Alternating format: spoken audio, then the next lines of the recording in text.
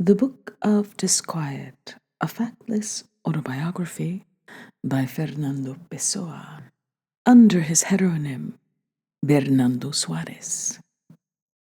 Section 166. If I consider the life men lead, I find nothing to distinguish it from the life of animals. Both man and animal are hurled unconsciously through things and the world. Both have their leisure moments, both complete the same organic cycle day after day. Both think nothing beyond what they think, nor live beyond what they live. A cat wallows in the sun and goes to sleep. Man wallows in life with all of its complexities and goes to sleep. Neither one escapes the fatal law of being what he is. Neither one tries to shake off the weight of being. The greatest among men love glory, but not the glory of a personal immortality, just an abstract immortality, in which they don't necessarily participate. These considerations, which occur to me frequently, prompt an admiration in me for a kind of person that by nature I abhor. I mean the mystics and ascetics, the recluses of all Tibets, the simian stylites of all columns. These men, albeit by absurd means, do indeed try to escape the animal law. These men, although they act madly, do indeed reject the law of life by which others wallow in the sun and wait for death without thinking about it. They really seek, even if on top of a column. They yearn, even if in an unlit cell. They long for what they don't know, even if in the suffering and martyrdom they're condemned to. The rest of us, living animal lives of varying complexity, cross the stage as walk-ons who don't speak, satisfied by the pompous solemnity of the crossing. Dogs and men, cats and heroes, fleas and geniuses, we all play at existing without thinking about it. The most advanced of us thinking only about thinking. Under the vast stillness of the stars.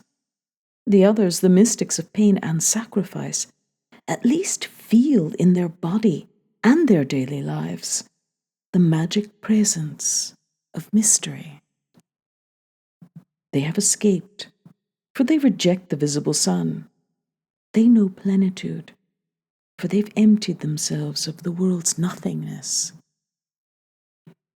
Speaking about them, I almost feel like a mystic myself, though I know I could never be more than these words written whenever the whim hits me. I will always belong to the Rua dos Doadores, like all of humanity. I will always be, in verse or prose, an office employee. I will always be, with or without mysticism, local and submissive, a servant of my feelings and of the moments when they occur. I will always be, under the large canopy of the silent sky, a page boy in an unintelligible rite, dressed in life for the occasion, executing steps, gestures, stances, and expressions, without knowing why, until the feast, or my role in it, ends, and I can treat myself to tidbits in the large tents I've been told are down below, at the back of the garden. Section 167. It's one of those days when the monotony of everything oppresses me, like being thrown into jail. The monotony of everything is merely the monotony of myself, however. Each face, even if seen just yesterday, is different today. Because today isn't yesterday. Each day is the day it is, and there was never another like it in the world. Only our soul makes the identification, a genuinely felt but erroneous identification by which everything becomes similar and simplified. The world is a set of distinct things with varied edges, but if we're nearsighted, it's a continual and indecipherable fog. I feel like fleeing. Like fleeing from what I know, fleeing from what's mine, fleeing from what I love.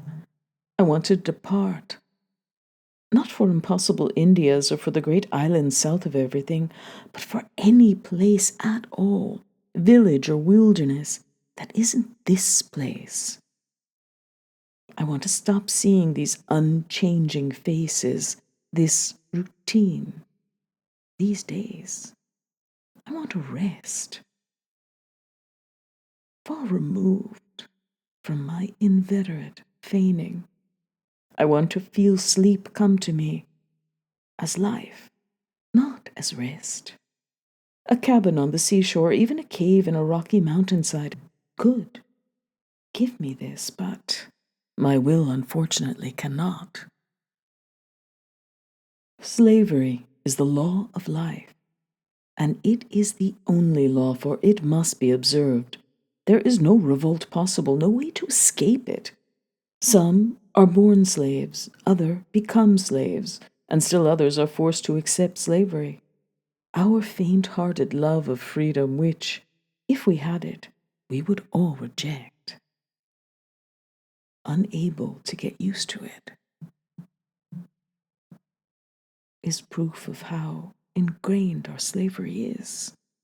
I myself, having just said that I'd like a cabin or a cave where I could be free from the monotony of everything, which is the monotony of me. Would I dare set out for this cabin or cave, knowing from experience that the monotony, since it stems from me, will always be with me? I myself suffocating from where I am and because I am. Where would I breathe easier if the sickness is in my lungs rather than in the things that surround me? I myself, who long for pure sunlight and open country, for the ocean in plain view and the unbroken horizon, could I get used to my new bed, the food, not having to descend 8 flights of stairs to the street, not entering the tobacco shop on the corner, not saying good morning to the barber standing outside his shop? Everything that surrounds us becomes part of us, infiltrating our physical sensations and our feeling of life, and like spittle of the great spider is subtly binds us to whatever is close, tucking us into a soft bed of slow death, which is rocked by the wind. Everything is us, and we are everything. But what good is this if everything is nothing? A ray of sunlight, a cloud whose shadow tells us it is passing, a breeze that rises, the silence that follows when it ceases, one or another face, a few voices, the incidental laughter of the girls who are talking, and then night, with the meaningless fractured hieroglyphs of the stars. Section 168. And I, who timidly hate life, fear death with fascination.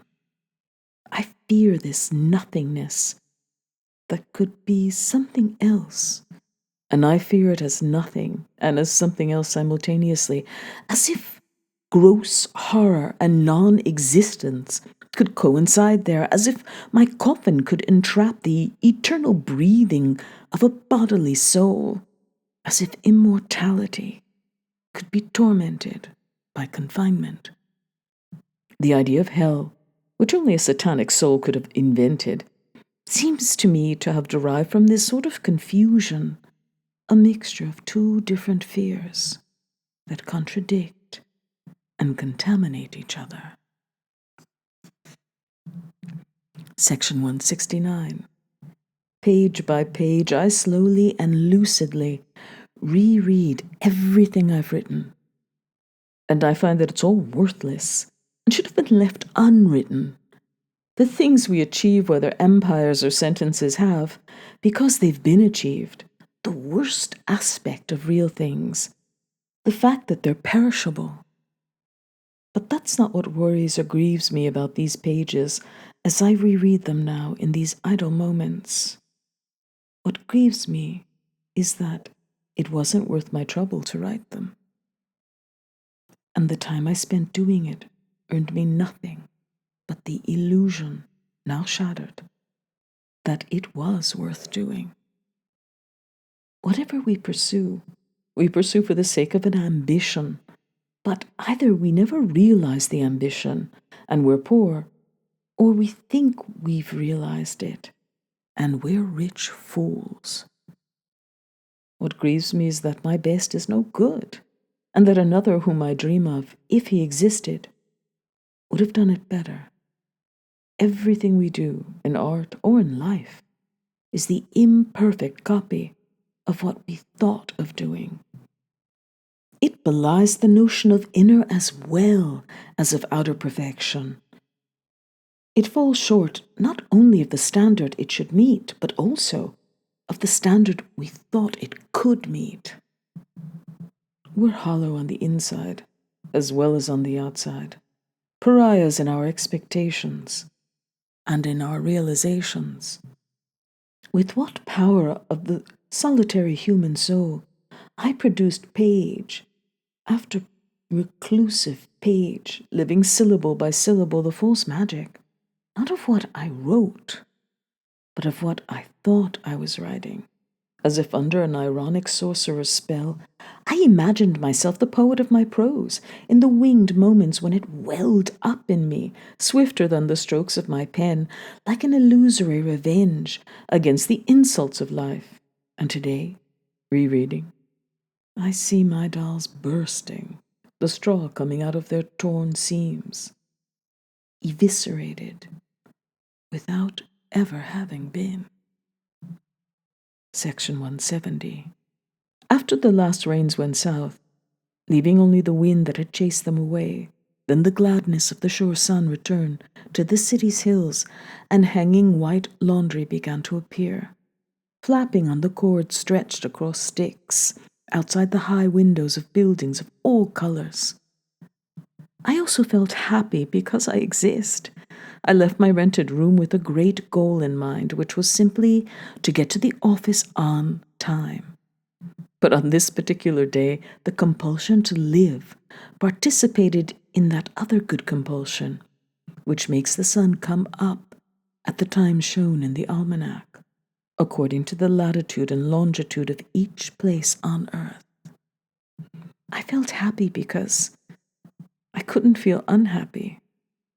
I walked down the street without a care, full of certainty, because the office I work at and the people who work with me are, after all, certainties. It's no wonder that I felt free without knowing from what. In the baskets along the pavement of the Rua de Prata, the bananas for sale were tremendously yellow in the sunlight. It really takes very little to satisfy me.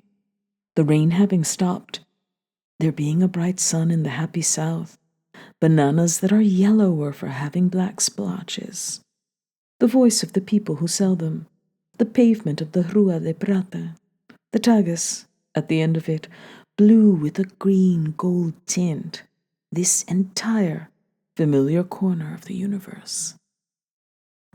The day will come when I see no more of this, when I'll be survived by the bananas lining the pavement, by the voices of the shrewd saleswomen, and by the daily papers that the boy has set out on the opposite corner of the street. I'm well aware that the bananas will be others, that the saleswomen will be others, and that the newspapers will show, to those who bend down to look at them, a different date from today's, but they, because they don't live, endure, although as others, I, because I live, pass on, although the same.